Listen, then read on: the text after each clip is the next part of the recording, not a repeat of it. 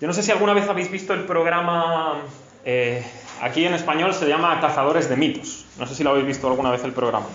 Que es este en el que dos hombres se dedican a comprobar como mitos urbanos si son reales o no son reales. Tal como, por ejemplo, un teléfono móvil puede hacer que haya una explosión en una gasolinera, ¿no? Y entonces intentan recrear lo mismo para ver si es verdad ese mito o no. O mataría a una persona un céntimo que caiga desde un rascacielos y le caiga en la cabeza. Cosas así, ¿no? O caen las tostadas siempre del lado de la mantequilla. Eso también es interesante.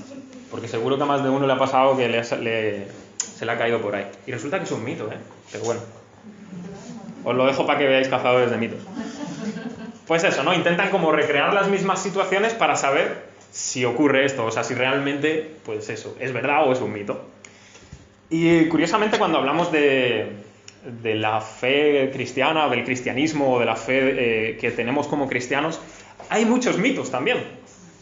Y no solo de los que están fuera que no creen, sino de los que estamos dentro. O sea, a veces tenemos mitos que no son verdad, pero que los sostenemos como si fueran reales. Y no voy a tratar tampoco este tema hoy, sería demasiado largo empezar a decir cuántos mitos existen, que nosotros nos creemos que no son verdad. Pero sí que quiero sacar un mito en concreto, y es el que está aquí en el título, que lo veis en la pantalla, ¿verdad? Algunos por ahí lejos, no sé. El mito de la fe ciega.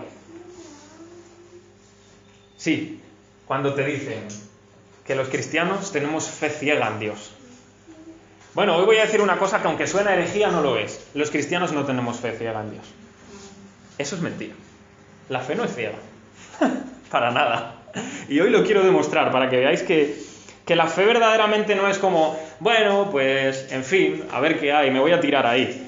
La Biblia no enseña eso acerca de la fe y os lo quiero demostrar. Según lo que hemos leído en el texto de hoy, ¿vale? Vamos a lo primero.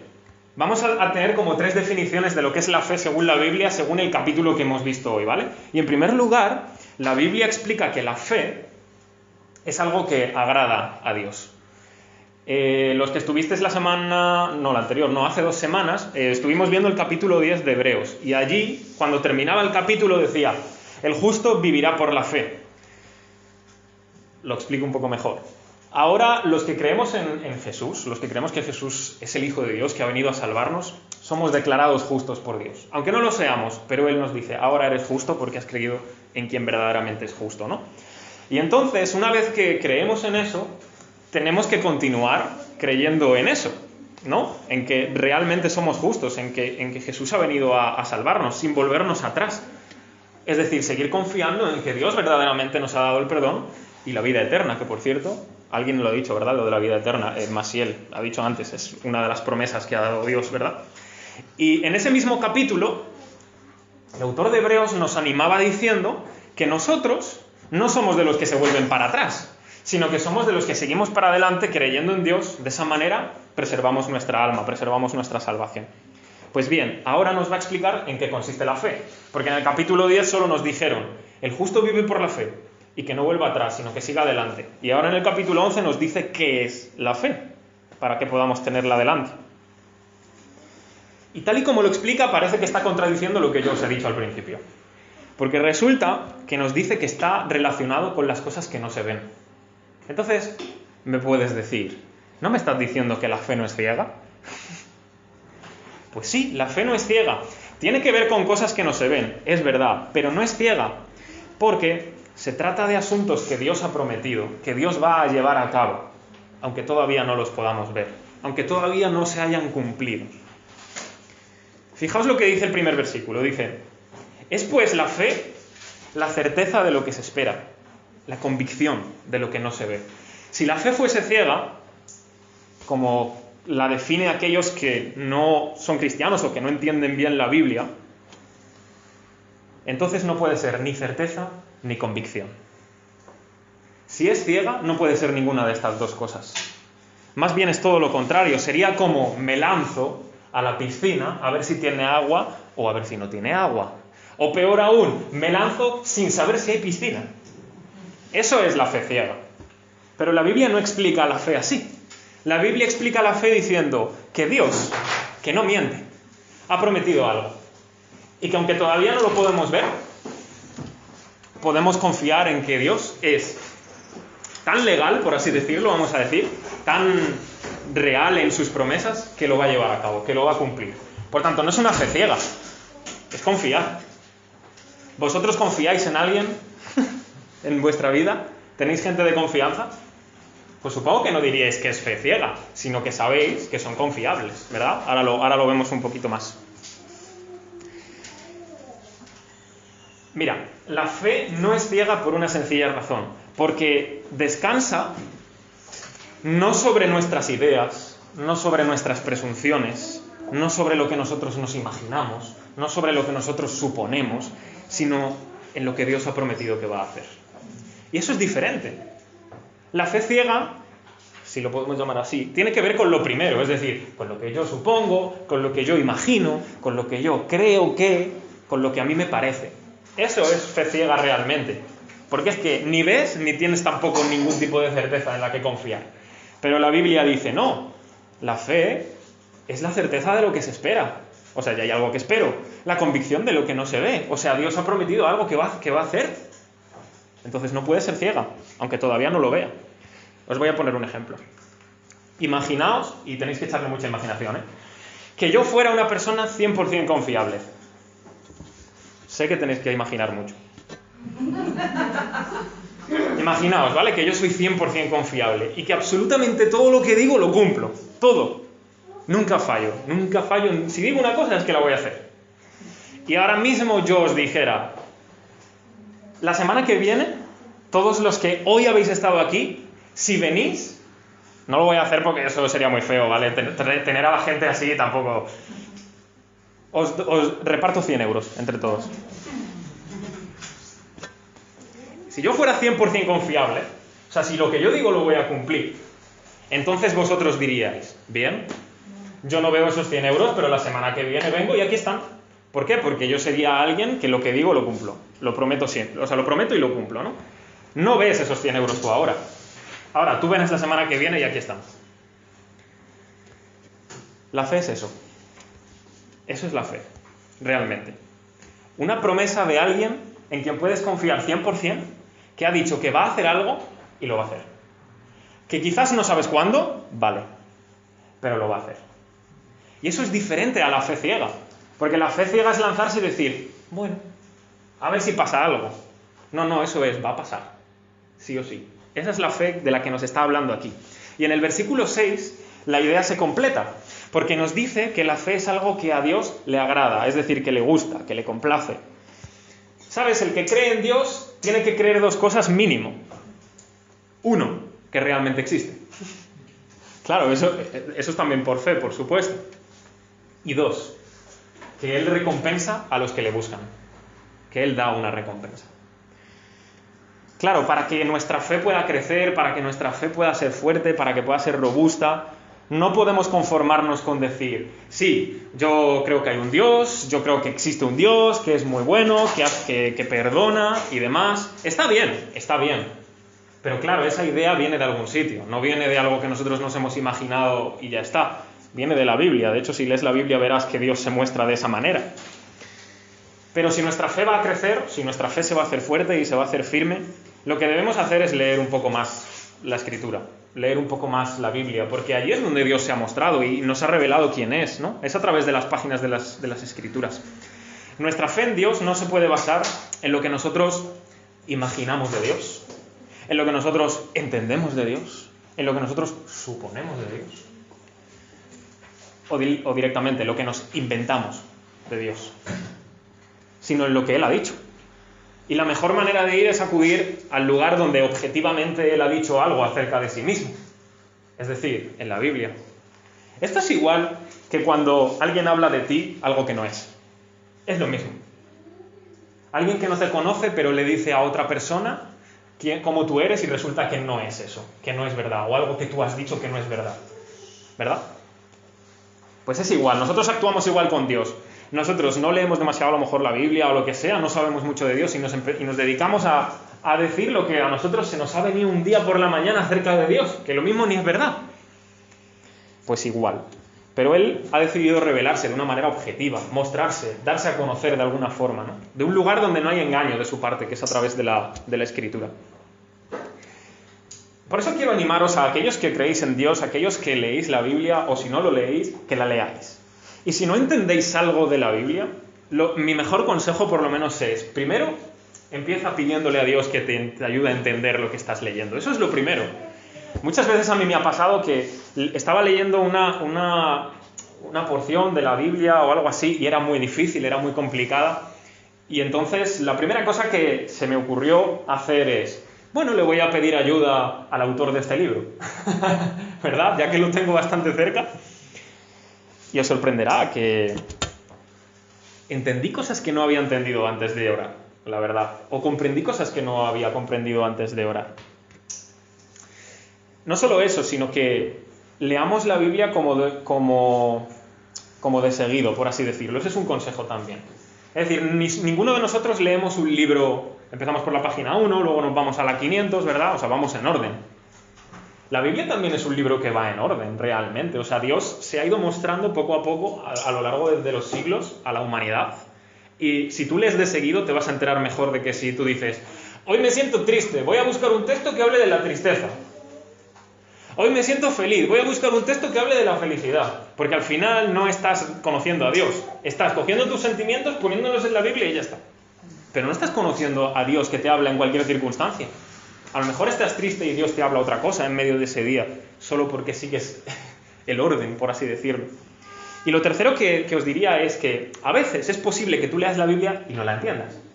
Aunque tú lo leas. Te voy a dar un consejo muy difícil, ¿eh? Pregúntale a alguien que sepa más. Aquí mismo en la iglesia seguramente tienes confianza con alguien que tú sabes que conoce mejor acerca de la Biblia o mejor de la Escritura y le puedes decir, oye, ayúdame con esto porque no lo entiendo. Y créeme, a mí si me dijera alguien algo así, lo primero que haría sería ayudarle y decirle, ok, vamos a leerlo, a ver qué dice, o vamos a intentar entenderlo. Así que realmente buscar conocer a Dios es algo que necesitamos como cristianos, si tenemos verdadera fe en Él, ¿no? Para que crezca. Y a Dios le gusta, o sea, a Dios le agrada, le complace que nosotros creamos más en Él. Aunque no me puedo meter en profundidad en toda la gente que hemos leído en esta lista, ¿verdad? Que ha empezado desde Abel, que ha pasado por Abraham, por Sara, Enoc, toda esta gente, ¿verdad? Por cierto, todos son del Antiguo Testamento, ¿eh? Lo digo por si os queréis echar una leída al Antiguo Testamento, que está también bastante bien. Y todos ellos dicen que tuvieron fe y que hicieron cosas muy sorprendentes solo por fe en Dios. Por ejemplo, Abel dice que ofreció un sacrificio mejor que el de su hermano, el de Caín. O sea que ya no se nos da una pista aquí. Es decir, lo que hizo bueno el sacrificio de Abel fue que tenía fe realmente, a excepción de su hermano. Enoc es uno de los pocos, vamos a decir pocos, porque mira que hay pocos, de los pocos hombres que no vio la muerte nunca murió, sino que Dios se lo llevó, dice la Escritura. Y dice que fue por fe también. Él creía en Dios y que había agradado a Dios, que había caminado con Él de alguna manera. Noé, que todos lo conocemos a Noé, hasta cualquiera lo conoce, ¿verdad? Su historia es como muy famosa. Dice que obedeció a Dios y que construyó un arca muy grande, un barco básicamente muy inmenso, sabiendo que iba a venir un diluvio, sabiendo que iba a venir un juicio, y entonces por esa fe él se salvó y salvó a su casa. Pero esto fue por fe, porque él no veía eso. Él no veía ese diluvio todavía, ¿verdad? Pero se puso a hacerlo. Luego está Abraham, que dice que por la fe salió de su tierra, porque Dios le dijo, sal. No le dijo a dónde iba, pero él dijo, bueno, pues salgo. A Abraham se le prometió que de su descendencia nacerían reyes y príncipes. Yo creo que Abraham no vio un rey y un príncipe de su descendencia en la vida, pero vaya si tenía razón Dios. Sara, ¿verdad? Que sabemos que era estéril, que ya era bastante mayor, sin embargo, por la fe acabó teniendo aquel hijo, a Isaac, que era el hijo de la promesa que Dios le había hecho a Abraham. Moisés, por la misma fe, dice que no quiso ser hijo de la hija de Faraón. Es decir, esto es muy importante, Moisés, por la fe en Dios, no quiso vivir cómodamente, porque lo tenía todo. Pero dice, prefirió no vivir cómodo en el pecado de Egipto y sufrir lo que sufrió con el pueblo de Dios, de alguna manera como sufriendo los mismos padecimientos de Jesús, de Jesucristo, aunque iba a venir mucho más adelante. Y el pueblo mismo de Israel entero por la fe, dice, celebraron la Pascua y se marcharon. Incluso cruzaron el Mar Rojo en seco. Otros, dice, conquistaron reinos, taparon bocas de leones, hicieron que ejércitos extranjeros se fugasen. Y todo esto, qué simple este capítulo, dice, por la fe. Yo quiero decir una cosa para terminar este primer punto. La fe, cuando hablamos de ella, en un sentido de que nos salva, es decir, que ponemos nuestra fe en Jesús, porque creemos que Él es el único que nos puede salvar, el único que puede realmente darnos el perdón y la vida eterna que Dios nos ha prometido, y en su resurrección, ¿verdad? Esa fe, a su vez, es la misma fe que se empieza a mover y que hace cosas en medio del mundo en el que estamos, en medio de nuestra existencia, aunque no seamos nadie. La fe, en verdad, si me permitís hacer esta ilustración, es como un músculo. Si tú no lo ejercitas, se atrofia. La fe, si tú no la pones en obra, en práctica, se decae. Al final, se queda por los suelos, ¿no? Y esta gente, toda esta lista de gente que acabamos de ver, por fe, ¿vosotros habéis leído alguna vez en serio este capítulo? ¿Vosotros habéis leído lo que esta gente hizo por fe? ¿O se os ha olvidado ya? ¿Que pusieron en fuga ejércitos extranjeros? ¿Que taparon bocas de leones? Eso me parece bastante sorprendente, ¿verdad? Solo por la fe. Yo, para poner en fuga a un ejército extranjero, si no tuviera fe, me parece que lo que pensaría más bien es tener un ejército mejor que el de ellos. Y esta gente por fe los puso en fuga. Pero quiero recordaros una cosita, aparte de esto, para que le demos un poquito de equilibrio a esto de la fe. Una advertencia, ¿vale? Esto no significa que todo lo que tú desees en la vida, simplemente por decir que va a venir, vaya a venir. Eso no es fe. Eso se llama presunción. Eso se llama, básicamente, querer torcer el brazo de Dios para que haga mis deseos, pero decir que es fe. No sé si me estoy explicando bien. Si Dios hay algo que no ha prometido, yo no puedo decir, Dios, haz esto, voy a tener mucha fe. Porque no lo ha prometido. ¿Entendéis, verdad? Porque no es una promesa suya, porque todas sus promesas siempre tienen un sentido concreto, son buenas, sirven para algo mayor que para tu vida, sinceramente. Tiene un propósito mayor. Claro que a Dios le importa tu vida, pero a Dios le importa más que tu vida. Le importa la vida de mucha más gente, le importa la vida de un mundo entero, ¿verdad? Entonces quiero dejar esa advertencia ahí. La fe, por supuesto, se pueden hacer tantas cosas, pero siempre tienen que ser conforme a lo que Dios ha prometido, conforme a su voluntad. Pero claro, el que confía en Dios, el que le obedece todos los días, el que se lanza a hacer cosas que son de la voluntad de Dios, va a haber cosas impresionantes, desde luego. Y ese tipo de fe es la que debe existir en nuestra vida hasta el día en que nos muramos. Entonces esa es la fe que agrada a Dios. Pero lo segundo que quería explicaros, que habla la Biblia acerca de la fe, o este capítulo, es que la fe vence al mundo. Ahora os explico un poco qué es esto. En la primera sección que hemos visto de esta gente que hacía tantas cosas por fe, hemos visto cuántos prodigios, cuántas maravillas hacían, cómo por fe lograron tantas cosas. Pero luego hay como unos versículos por ahí que esos los saltamos, porque no nos gustan, ¿verdad? De hombres y mujeres que, aunque tuvieron fe, lo pasaron mal. Está ahí, ¿eh? Después de cuando terminamos los prodigios y las maravillas de los que tuvieron fe. Dice, algunos no aceptaron el rescate, porque estaban esperando una resurrección todavía mejor. Tener una vida al lado de su Dios, de su Salvador. Dice, a otros los maltrataron físicamente, los metieron en la cárcel por causa de su fe, los apedrearon, los aserraron, se vieron en la obligación de ser como nómadas, de aquí para allá, sin una casa fija, escapando como podían de los peligros. Y me quiero detener en una cosa que dice el versículo 38, dice, de los cuales el mundo no era digno. De toda esta gente el mundo no era digno para ellos. El mundo en el que vivimos hoy día, y yo no me estoy refiriendo a la creación, yo no me estoy refiriendo a cuando vas al monte y disfrutas de la montaña, y de los árboles, y de los pájaros, y del cielo. Yo no me refiero a eso cuando hablo del mundo. Cuando hablo del mundo me estoy refiriendo a lo que la Biblia enseña, que es como un sistema que hemos creado los seres humanos, en el que de alguna manera cerramos la puerta y en el cartel de fuera le estamos diciendo a Dios, adiós. Estamos bien sin ti, gracias. No llames. A eso me refiero con mundo. Hemos creado un sistema, hemos cerrado la puerta y le hemos dicho a Dios, bueno, ya si nos interesa te buscaremos, hasta luego. y hemos empezado a hacer nuestra vida sin Él. ¿Alguien me puede decir si el mundo está bien a día de hoy, desde que el mundo es mundo? Me parece que está bastante mal, ¿verdad? Ya no solo por nuestro propio corazón, que ya de por sí nosotros mismos hay bastantes cosas malas que deseamos en la vida, sino también lo que hacemos a los demás, en la propia justicia social, que ni existe siquiera por parte de nosotros.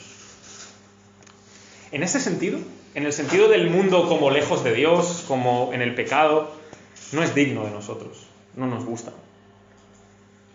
Amamos a los que están fuera y que no conocen a Dios todavía, los amamos y queremos que conozcan a Dios, por supuesto, pero no amamos su sistema, no amamos la oscuridad que hay en ese mundo, no amamos su pecado, no amamos su deseo que quiere estar lejos de Dios.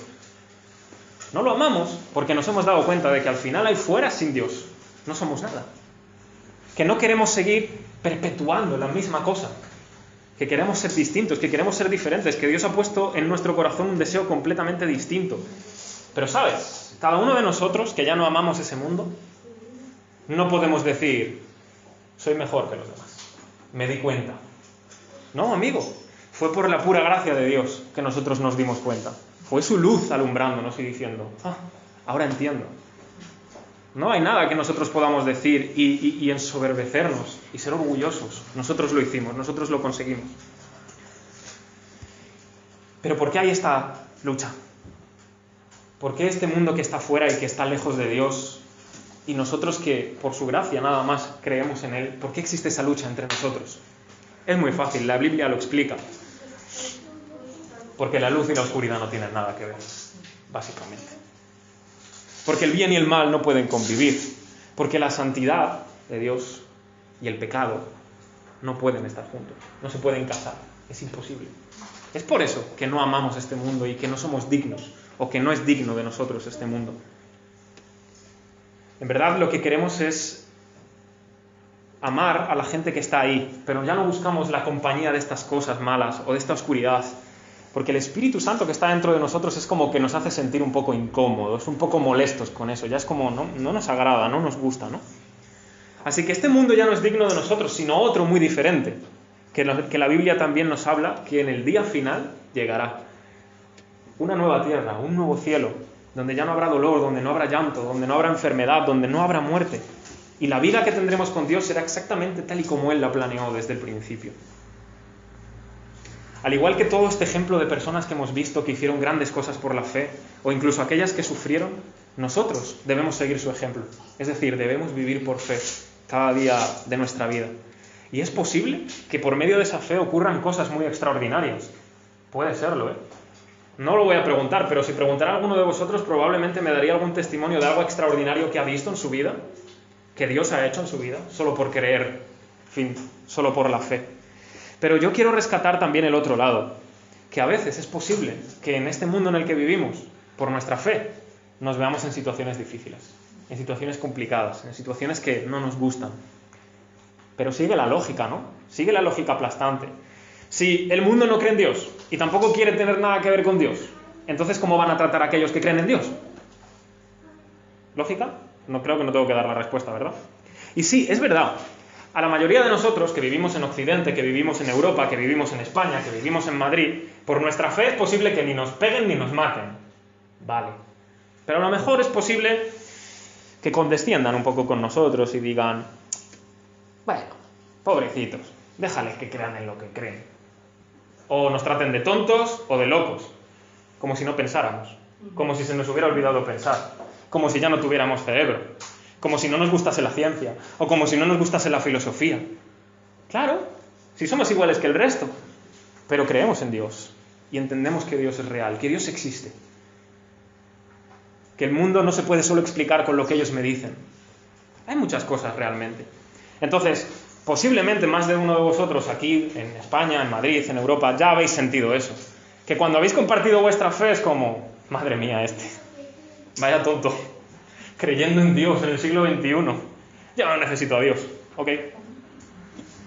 Pero hay cristianos, como nosotros, que creen lo mismo que nosotros, en otras partes del mundo, y ya lo he explicado miles de veces y lo voy a seguir diciendo, que literalmente son maltratados y asesinados, que los torturan, que les queman la cara, que les cortan los miembros, que matan a sus familias.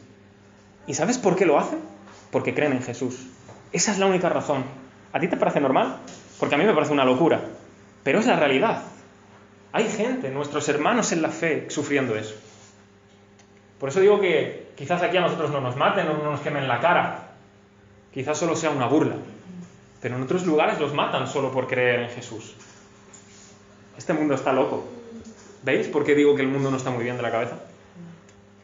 Así que ya seamos nosotros aquí en Occidente, en España, ¿no?, donde tenemos como cierta seguridad, a saber hasta cuándo, como nuestros hermanos en otra parte del mundo, todos consideramos que este mundo no es digno para nosotros, que no formamos parte de todo su sistema, que no nos gusta, que no nos interesa, que no estamos preparados para él.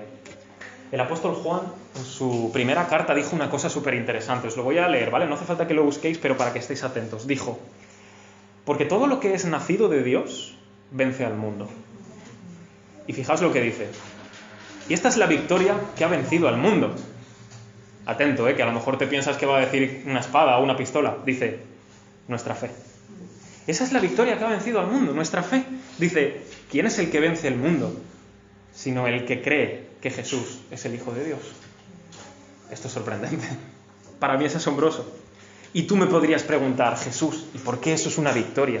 ¿Cómo que creer en Jesús es una victoria? Que Jesús es el Hijo de Dios es una victoria en el mundo. Pues te lo explico.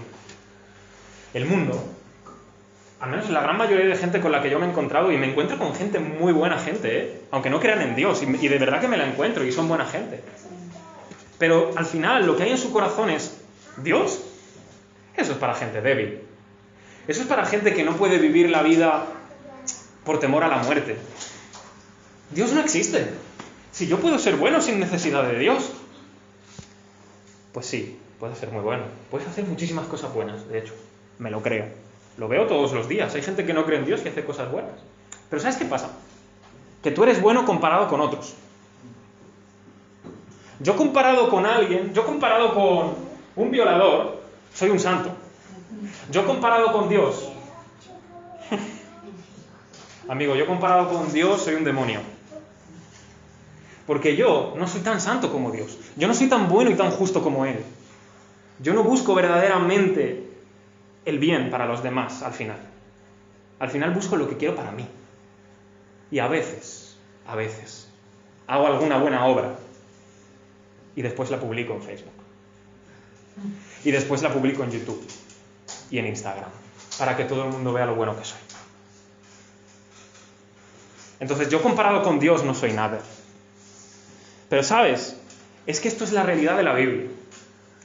Lo que la Biblia nos dice es: mira, tú en comparación con Dios, realmente no eres igual de bueno, no eres igual de justo, no eres igual de santo. Y ¿sabes? El problema de esto es que la propia Biblia dice: todos estáis destituidos. O sea, todos estáis expulsados de la presencia de Dios. No hay nadie que pueda estar a su lado de lo bueno que es Él. Y sin embargo Dios no hace distinción por raza, o por sexo, o por posición. Todos, sin ningún ápice de excepción. Nadie. Da igual que seas el sacerdote de la parroquia de no sé dónde. ¿Sabes una cosa? Da igual que seas el Papa. Si tú eres el Papa, estás expulsado de la presencia de Dios. A menos que Dios te dé su perdón. Y el único perdón que podemos recibir es de parte de Jesús, por la fe en Él, solo por creer en Él. Así que da igual que seas el Papa, que seas el abogado del rey, que seas el rey de España, o que seas un simple basurero. Todos, sin excepción, estamos fuera de la presencia de Dios. Pero Jesús ha venido para salvarnos. Jesús ha vencido al mundo. Y podemos con nuestra fe vencer esta filosofía del mundo, ¿verdad? No sé si se fue esto. Solo quiero terminar con esto, con la fe que recibe una promesa mejor. En los dos últimos versículos del texto, 39 y 40, dice: todos estos tuvieron fe y no recibieron lo prometido. Qué raro. ¿No estábamos hablando que Dios prometía y que podíamos confiar en Él porque Él siempre cumple lo que promete? Bien, nos da la razón el propio texto. El versículo 40 dice por qué Dios actuó así. Dice: porque Dios no quería que ellos alcanzasen la salvación sin nosotros. ¿Cómo cambia la cosa?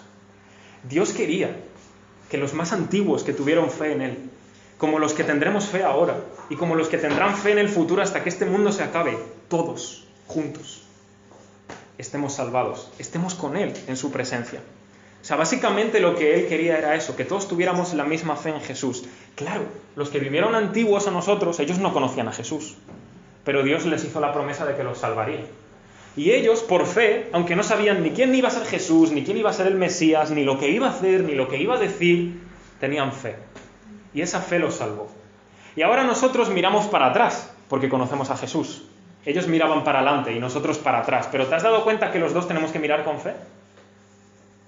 Ellos tenían que mirar para adelante en algo que todavía no sabían ni cómo iba a ser. Y nosotros tenemos que mirar para atrás en algo que no vimos. Los dos tenemos que estar mirando con fe, los dos grupos, en la promesa que Dios nos ha hecho en Jesús. Jesús vino a este mundo y vivió como un hombre, la vida perfecta que ni tú ni yo podemos vivir. Él no pecó jamás en nada, ni en sus palabras, ni en sus gestos, ni en sus actos, ni en sus pensamientos.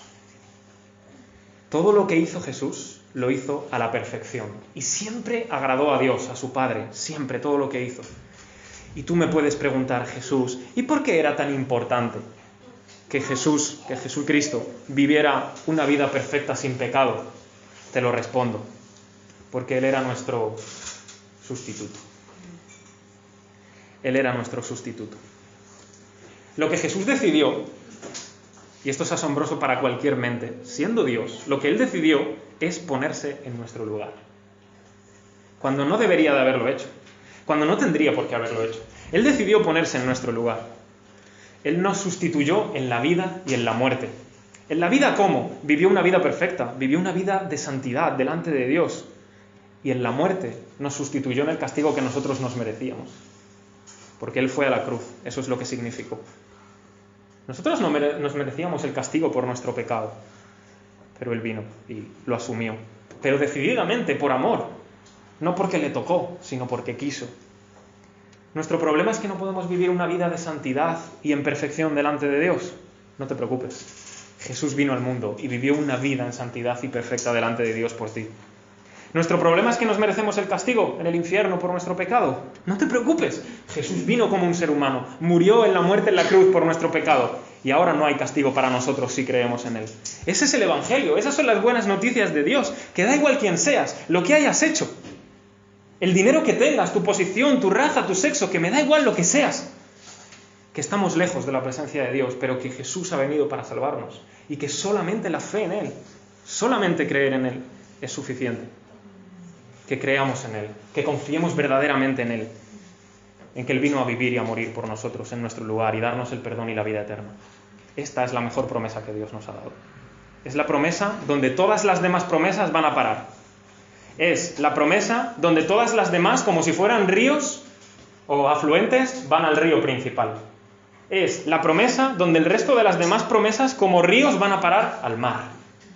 Esta es la promesa realmente. Jesús, la vida eterna en Él, el perdón. El resto de cosas que Dios hace son un regalo. Pero esta es la principal y la primera, la que necesitamos a lo largo de toda nuestra vida. Así que hoy os vuelvo a invitar,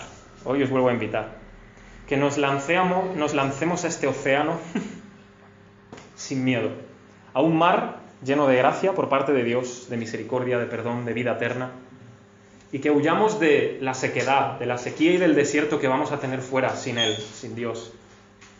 Y que de alguna manera, como Noé, nos metamos al arca, nos metamos al barco, aunque esta vez ya no es un barco gigante, literalmente, ahora se llama Jesús.